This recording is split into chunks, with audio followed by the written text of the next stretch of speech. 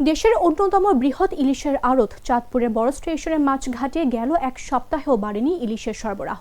শুক্রবার সাপ্তাহিক ছুটির দিনে দেশের বিভিন্ন প্রান্ত থেকে আসা ক্রেতারা ঘাটে ভিড় করলেও কাঙ্ক্ষিত মাছ না পেয়ে হতাশ হয়ে ফিরে গেছেন। সরবরাহ সংকটের অজুহাতে দামও বেড়ে গেছে প্রায় 3 গুণ। ব্যবসায়ীরা ও ক্রেতারা জানান, নদীতে পর্যাপ্ত ইলিশ ধরা না পড়ায় বাজারে সরবরাহ কমে গেছে। এর প্রভাব পড়েছে দামে। সরবরাহ সংকটের কারণে বর্তমানে ইলিশের দাম প্রায় 3 গুণ পর্যন্ত বেড়ে গেছে।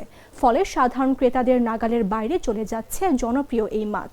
মাছঘাটের ইলিশ ব্যবসায়ীরা জানান, বর্তমানে মাছঘাটে 1 কেজি ওজনের ইলিশ বিক্রি হচ্ছে 3,800 থেকে 4,000 টাকায়, আর 1 কেজির কম ওজনের ইলিশ বিক্রি হচ্ছে 3,000 থেকে 3,500 টাকায়।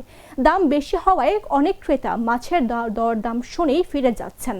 পাশাপাশি নদীতে মাছ কম ধরা পড়ার কারণে এই সংকট তৈরি হয়েছে।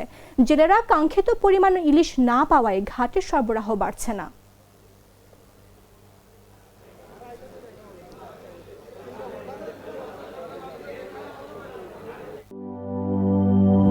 লাল সবুজের দেশে নতুন রঙের বেশে ঘরে বাহিরে সাজানো বলকে রেইনবো রেইনবো রেইনবো পেইন্টস রে সাশ্রয়ী দামে দেয়াল রাঙায় রেইনবো সবার রং সবার ঘরে ঘরে Rainbow Paints, the color of joy.